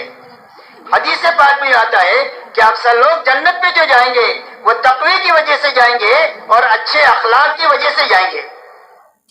جنت میں اکثر لوگ تقوی کی وجہ سے اور اچھے اخلاق کی وجہ سے جائیں گے، اور اکثر لوگ جہنم میں جائیں گے، وہ زبان کی لفظی سے جائیں گے اور شرمگاہ کی لفظی سے اکثر لوگ جہنم میں جائیں گے۔ فرمایا اکملکم ایمانا احسنکم اخلاقا، فرمایا تم میں سب سے زیادہ کامل ایمان والا وہ ہے جو سب سے اچھے اخلاق والا ہے۔ قیامت کے دن آدمی کے عمل نامے میں سب سے زیادہ وزنی چیز اس کے اچھے اخلاق ہوں گے۔ اس لیے اپنی اخلاقی زندگی کو اچھے سے اچھی بنانا، ہمارے ماں باپ کو، ہمارے بچوں کو، ہماری بیوی کو، ہمارے پڑوسیوں کو، ہمارے گاہکوں کو، ہمارے سیٹ کو، ہمارے نوکر کو، ہمارے ملک کے ایک ایک بچے کو اور پورے عالم کے ایک ایک انسان کو ہم سے راحت پہنچے، کسی کو ہمارے سے تکلیف نہ پہنچے۔ اسی لیے اخلاق کا خلاصہ حضور صلی اللہ علیہ وسلم نے چند باتوں میں فرمایا ہے۔ آپ ارشاد فرماتے ہیں کہ جو تمہارے ساتھ برائی کرے اس کے ساتھ بھلائی کرو، جو تمہارے ساتھ برائی کرے اس کے ساتھ بھلائی کرو، جو تمہارے پر ظلم و زیادتی کرے اس کو معاف کرو، درگزر کرو۔ اس لیے کہ بدلہ لینا مشکل ہے اور معاف کرنا آسان ہے۔ کیا مشکل ہے؟ بدلہ مشکل ہے۔ ایک آدمی نے آپ کو تماچا مارا کہ بھئی وزن کر کے آپ تماچا اتنا مار سکتے ہیں، اگر آپ نے ذرا سا زور سے مارا تو آپ ظالم ہیں۔ اس لیے حضور صلی اللہ علیہ وسلم کے پاس میں ایک صحابی آئے کہ اللہ کے نبی میرے غلام ہیں، وہ میرے ساتھ خیانت کرتے ہیں، کام چور کری کرتے ہیں، میں ان کو سزائیں دیتا ہوں، تو میرا کچھ معاملہ ہوگا اوپر؟ فرمایا ہاں، تمہاری مار پیٹ کو ان کی خیانت کے ساتھ وزن کیا جائے گا۔ اگر تمہارے پاس میں مار پیٹ زیادہ ہوئی تو تمہاری پکڑ ہوگی۔ تو فرمایا جھگڑا میں اپنے آواز پالنا نہیں چاہتا، سب کو الگ چھوٹا رہا کر دیا، آزاد کر دیا۔ تو آج آپ ناپ کر کے مار نہیں سکتے۔ کسی نے سخت سست آپ کو کہہ دیا تو آپ ناپ کر کے سخت سست نہیں کہہ سکتے، غصے میں تھوڑی بھی زیادتی ہو جائے گی، آپ زیادتی کر لیں گے تو آپ کا شمار ظالمین میں ہوگا، اور اللہ ظالم کی حمایت نہیں کرتے، اللہ مظلوم کی حمایت کرتے ہیں۔ تو اس لیے بدلہ لینا مشکل ہے، معاف کرنا آسان ہے۔ اس لیے فرمایا جو تمہارے پاس ظلم و زیادتی کرے اس کو درگزر کرو، معاف کرو، لیٹ گو کرو، اس لیے کہ معافی کرنا اللہ کو پسند ہے۔ اللہ معافی کرنے والے ہیں، معاف کرنے والے ہیں، اللہ کی صفت ہے عفو، معاف کرنے والے ہیں۔ تو اللہ تعالیٰ معافی کو بھی پسند کرتے ہیں۔ جب آپس میں ہم ایک دوسرے کو معاف کریں گے تو اللہ بھی ہم کو معاف کر دیں گے۔ اس نے فرمایا جو ظلم و زیادتی کرے اس کو درگزر کرو، جو رشتہ داری کو توڑے اس کے ساتھ رشتہ داری کو جوڑو، اس لیے کہ صلہ رحمی کا مسئلہ بہت اہم ہے۔ قیامت کے دن صلہ رحمی اللہ سے کہے گی کہ اللہ جس نے مجھے جوڑا اپنی رحمت سے اس کو جوڑ دے، اور جس نے مجھے توڑا اپنی رحمت سے اس کو کاٹ دے۔ اس لیے رشتہ داریوں کو جوڑنا، رشتہ داریاں کبھی توڑنا نہیں چاہیے۔ رشتہ داریاں توڑنے سے بے برکتی زندگی میں آتی ہے، اور رشتہ داریوں کو نبھانے سے اللہ کی طرف سے عمر میں بھی، روزی میں بھی، صلاحیتوں میں بھی، ہر چیز میں اللہ کی طرف سے برکت آتی ہے۔ اس لیے فرمایا جو تمہارے ساتھ رشتہ داری کو توڑے اس کے ساتھ رشتہ داری کو جوڑو۔ فرمایا جو تمہیں کبھی چائے پانی کا نہ پوچھے اس کو کھلاؤ پلاؤ، جو تمہیں کبھی چائے پانی کا نہ پوچھے اس کو کھلاؤ پلاؤ۔ فرمایا یہ اولین اور آخرین کے اخلاق ہے۔ آپ فرماتے ہیں مجھے اللہ نے اس لیے بھیجا ہے کہ انسانوں کو اخلاق کی بلندیاں سکھاؤں، اس لیے کہ دنیا میں اخلاق نام کی کوئی چیز تھی ہی نہیں، اغراض پرستی کو ہی لوگ اخلاق سمجھتے تھے۔ تو آپ نے فرمایا میں دنیا میں اس لیے بھیجا گیا ہوں تاکہ انسانوں کو اخلاق کی بلندیاں سکھاؤں۔ آپ اندازہ لگائیں حضور پاک علیہ الصلوۃ والسلام جب فاتحانہ طور پر مکہ مکرمہ میں اپنے 10,000 صحابہ کے ساتھ داخل ہوئے ہیں تو آپ نے کسی سے بدلہ نہیں لیا۔ آپ نے بیت اللہ کی چوکھٹ پکڑ کر کے فرمایا یہ بتاؤ میں تمہارے ساتھ کیا معاملہ کروں گا؟ تو انہوں نے کہا اخن کریم و ابن اخن کریم۔ فرمایا آپ تو بھلے ہیں، بھلوں کی اولاد ہیں، ہم آپ سے بھلائی کی امید کرتے ہیں۔ آپ نے فرمایا میں تمہارے ساتھ وہ معاملہ کروں گا جو میرے بھائی یوسف نبی نے اپنے بھائیوں کے ساتھ کیا تھا، جن بھائیوں میں کنویں میں ڈالا اور جن کے پر ساری مصیبتیں بھائیوں کی وجہ سے آئی۔ جب یہ بھوکے ان کے پاس پہنچے ہیں تو انہوں نے کہا لا تثریب علیکم اليوم، تمہارے پر کوئی لعن تان نہیں، اللہ تم کو معاف کر دے، ہم نے تم کو معاف کر دیا۔ آپ نے فرمایا انتم الطلقاء، جاؤ تم سارے کے سارے آزاد ہو۔ مکہ والے کہتے ہیں ہمیں ایسا لگ رہا تھا ہمیں اپنے قبروں سے اٹھے ہیں اور ہم کو نئی زندگی ملی ہے۔ آپ ایسے عظیم اخلاق کے ساتھ میں بھیجے گئے ہیں۔ تو فرمایا اولین اور آخرین کے اخلاق ان 4 بنیادوں کے اندر میں ہے۔ اس لیے اپنی اخلاق کی زندگی کو ایسی اچھی بنانا کہ ساری انسانیت کا قلوب دین کی طرف متوجہ ہو جائے۔ صحابہ دنیا میں ایمان، اعمال اور اخلاق کے ساتھ پھرے ہیں۔ صحابہ دنیا میں ان 3 بنیادوں کے ساتھ پھرے ہیں، ایک ایمان کے ساتھ، ایک اعمال کے ساتھ اور ایک اخلاق کے ساتھ، جس سے پوری دنیا کے قلوب کو اسلام کی طرف متوجہ ہونے کا ذریعہ بنے۔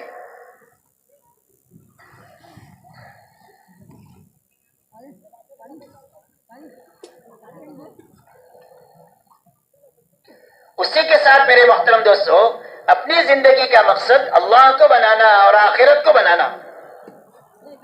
اللہ نے ہم کو ملک و مال کے لیے دنیا میں بھیجا ہی نہیں ہے، ہمارے دنیا میں آنے کا مقصد ملک و مال ہے ہی نہیں ہے، اور آپ نے اپنی امت کو ملک و مال کی بنیاد پر اٹھایا ہی نہیں ہے، بلکہ آپ نے پوری امت کو آخرت کی بنیاد پر اٹھایا ہے۔ انصار مدینہ حضور صلی اللہ علیہ وسلم کے پاس تشریف لائے اور آ کر یہ پوچھا علما نبایا کہ یا رسول اللہ کے نبی ہم آپ سے کس چیز پر بیعت کریں، یعنی ہم آپ کا دامن تھامیں گے تو ہم کو کیا کرنا پڑے گا، یہ معنی ہے بیعت کے۔ تو آپ نے فرمایا تبایعونی علی السمع والطاعہ فی المنشط والمکرہ، فرمایا اس بات پر بیعت کرو کہ میری بات کو سنو گے اور مانو گے، جی چاہے تو اور نہ چاہے تو، جی چاہے تو اور نہ چاہے تو ہر حال میں میری بات کو سنو گے اور مانو گے، اس پر بیعت کرو۔ وَالنَّفْقَ فِي الْعُسْرِ وَالْيُسْرِ، تنگی میں اور فراخی میں ہر حال میں اللہ کے دین کے لیے خرچ کرو گے، اس پر بیعت کرو۔ وَعَلَى الْأَمْرِ بِالْمَعْرُوفِ وَالنَّهْيِ عَنِ الْمُنكَرِ، اس بات پر بیعت کرو کہ بھلائی کو دنیا میں پھیلانے کی محنت کرو گے اور برائیوں کو مٹانے کی محنت کرو گے، اس پر بیعت کرو۔ وَعَلَى أَن تَقُولُوا فِي اللَّهِ حَقٌّ لَا تَخَافُوا فِي اللَّهِ لَوْمَةَ لَائِمٍ، اور اس بات پر بیعت کرو کہ ہر حال میں حق بات کہو گے، حق طریقے سے، اور کسی کی ملامت سے ڈرو گی نہیں. کسی مداحنت سے اور مروت سے سارے کام برباد ہوتے ہیں. اس لیے فرمایا حق بات کو حق طریقے سے کہنا اور کسی کی ملامت سے ڈرنا نہیں. فرمایا اس پر بیعت کرو.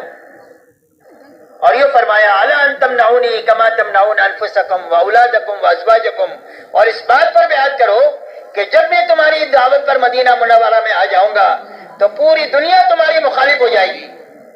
میری تو مخالف ہے ہی ہے، تمہاری بھی ہو جائے گی، تو ساری دنیا تمہارے پر چڑھ دوڑے گی.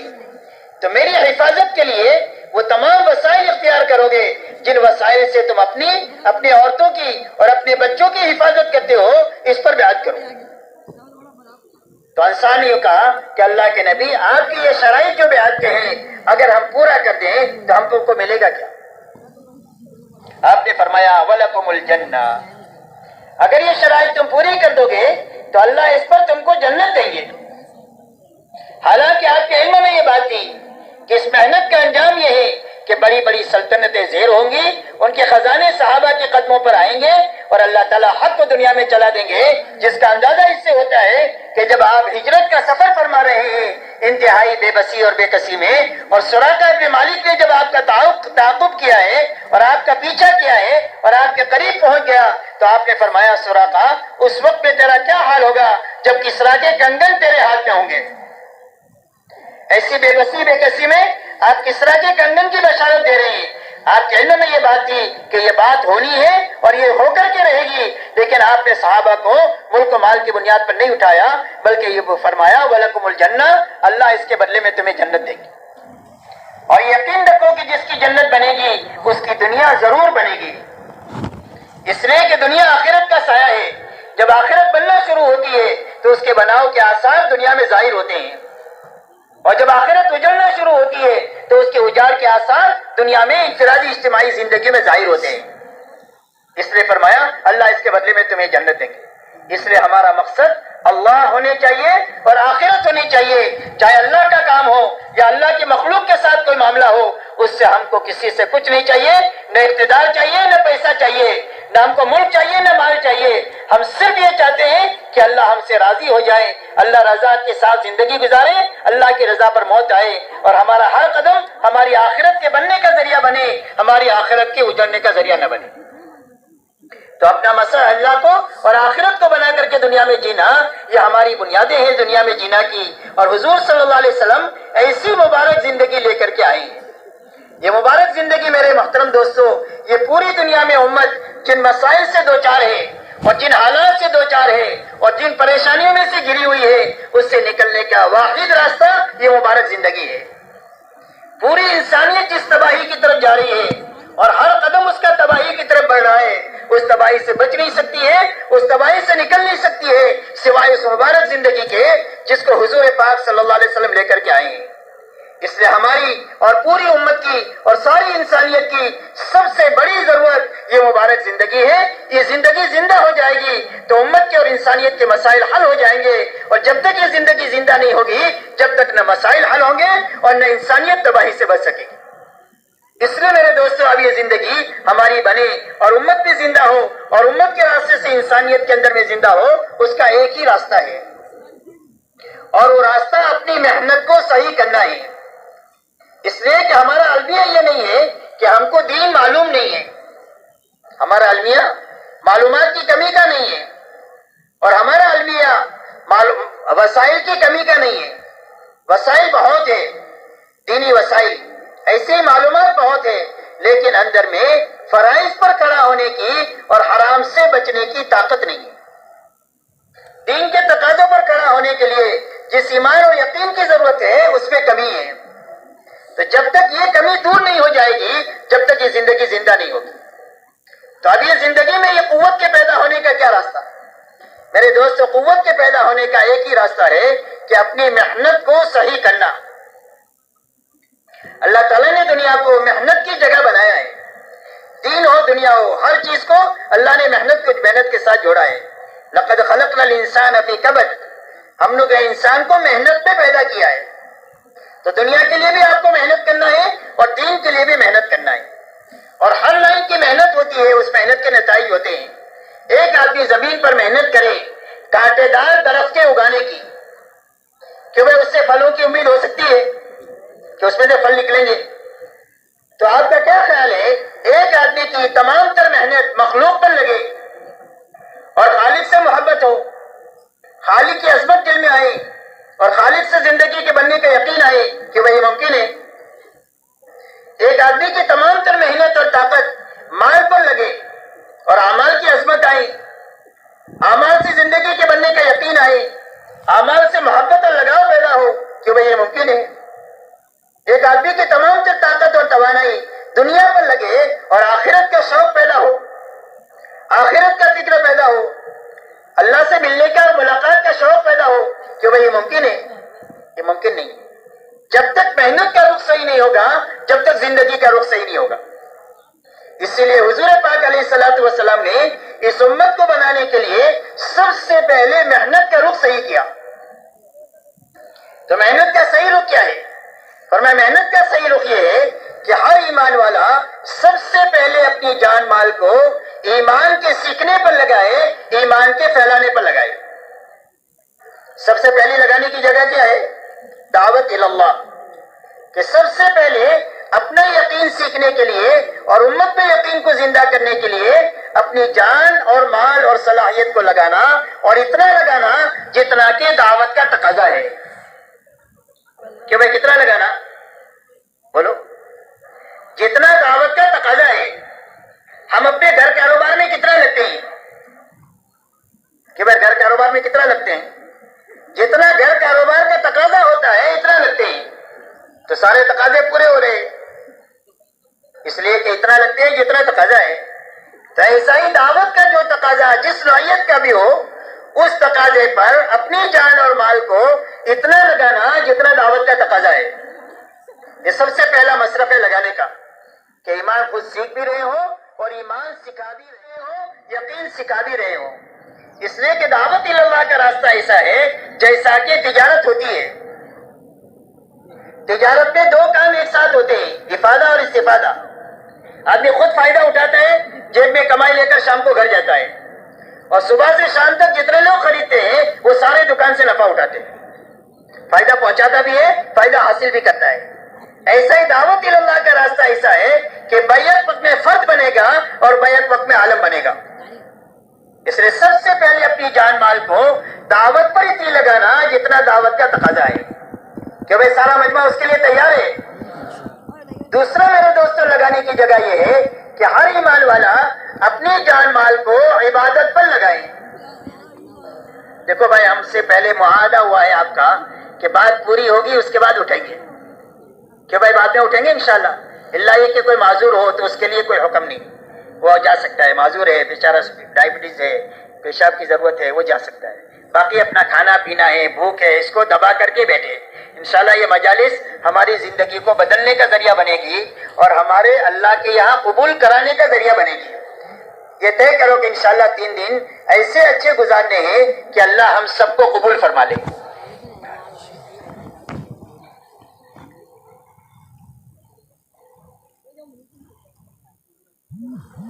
دوسری لگانے کی جگہ اللہ کی عبادت ہے, کہ نماز پر, روزے پر, زکوٰۃ پر, حج پر ہماری جان مال لگے, اتنی لگے جتنی عبادت کا تقاضا ہے, جس کے راستے سے ہماری عبادت میں حقیقت پیدا ہو جائے. ہماری نماز زندگیوں کو نکھار دے, روزہ ہمارے اندر تقوی پیدا کر دے, زکوٰۃ ہمارے بخل کو ختم کر دے, حج ہماری زندگی کو اطاعت پر لے آوے. اتنی اپنی عبادت پر اپنی جان مال لگانا جتنا عبادت کا تقاضا ہے, اور یہ عبادت امت میں زندہ ہو جائے. تیسری لگانے کی جگہ اخلاق ہے, کہ اپنی جان مال سے اللہ کی مخلوق کو راحت پہنچانا, یتیموں کو, بیواؤں کو, مسکینوں کو, محتاجوں کو, مقروضین کو, بیماروں کو, ان کے علاج میں. غرض یہ ہے کہ امت کے پاس جس لائن کا بھی بوجھ ہے اس بوجھ کو دور ہٹانے کے لیے اور اس کو ہلکا کرنے کے لیے اپنی جان مال لگانا, اور اتنی جان مال لگانا جتنا اخلاق کا تقاضا ہے. یہ تیسرا مصرف ہے لگانے کا. چوتھی لگانے کی جگہ ہماری اور ہمارے گھر والوں کی ضرورتیں. اور میں نے پہلے بتایا کہ ہماری 5 ضرورتیں ہیں, ہمارے گھر والوں کی بھی 5 ضرورتیں ہیں. کھانا ہے, کپڑا ہے, مکان ہے, سواری اور شادی ہے. کہ ضرورتوں کے حاصل کرنے میں اور اپنی ضرورتوں کے گھر والوں متعلقین کی ضرورتوں کے پورا کرنے میں اپنی جان اور مال کو لگانا، لیکن بقدر ضرورت لگانا اور اسراف سے بچ کر کے لگانا۔ کیسے لگانا؟ بقدر ضرورت لگانا، اسراف سے بچ کر کے لگانا، اس لیے کہ اسراف کی کوئی حد نہیں ہے۔ جب زندگی میں اسراف آ جاتا ہے تو ساری جانی مالی طاقت کو اسراف کھا لیتا ہے، نہ دعوت کے لیے بچے، نہ عبادت کے لیے بچے، نہ اخلاق کے لیے بچے۔ اس لیے اسراف سے بچتے ہوئے بقدر ضرورت اپنی ضرورتوں میں اور متعلقین کی ضرورت کے پورا کرنے میں لگنا، یہ محنت کا رخ وہ ہے جو حضور صلی اللہ علیہ وسلم نے 23 سال میں پوری امت میں قائم کیا ہے۔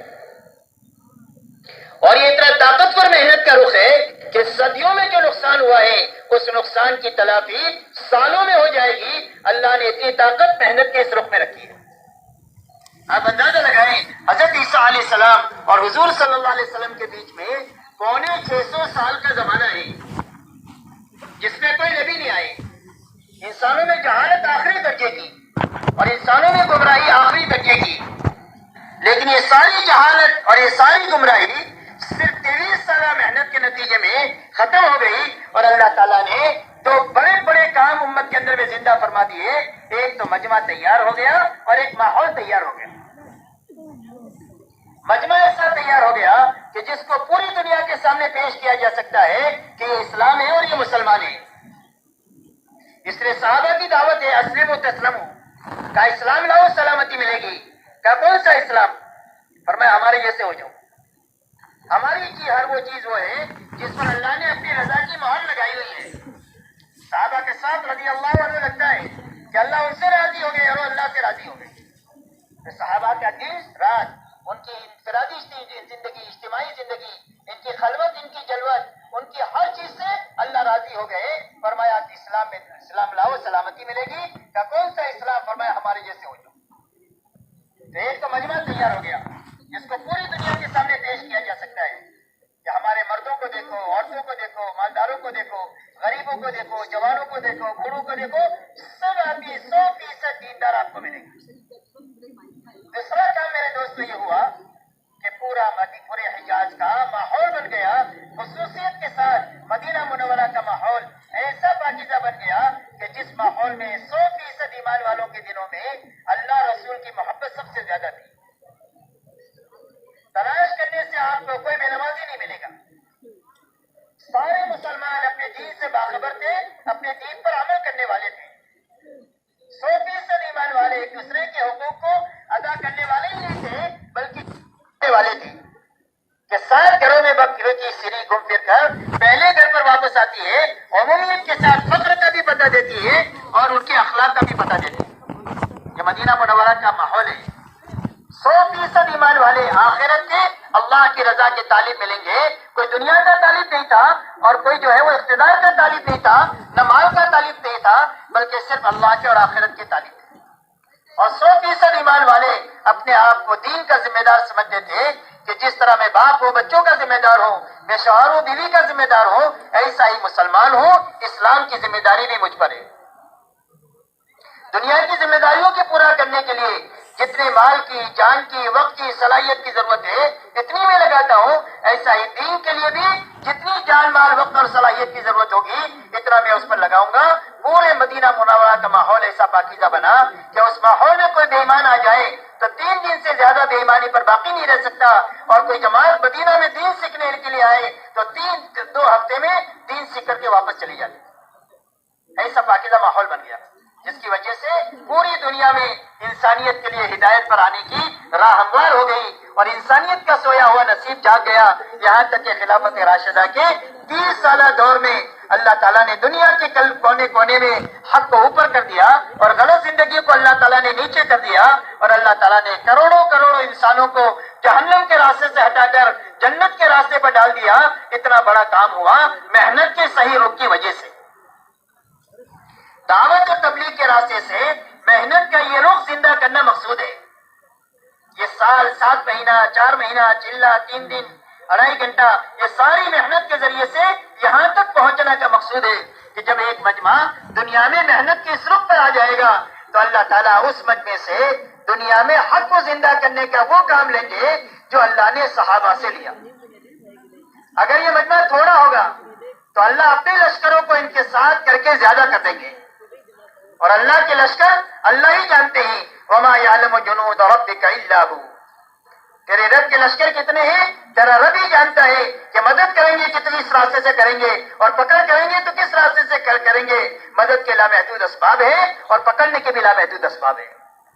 تو اگر یہ تھوڑے ہیں تو اللہ اپنے لشکروں کو ان کے ساتھ کر کے ان کو زیادہ کر دیں گے, اور اگر یہ کمزور ہوں گے تو اللہ اپنے قوت ان کے ساتھ کر کے ان کو قوی بنا دیں گے.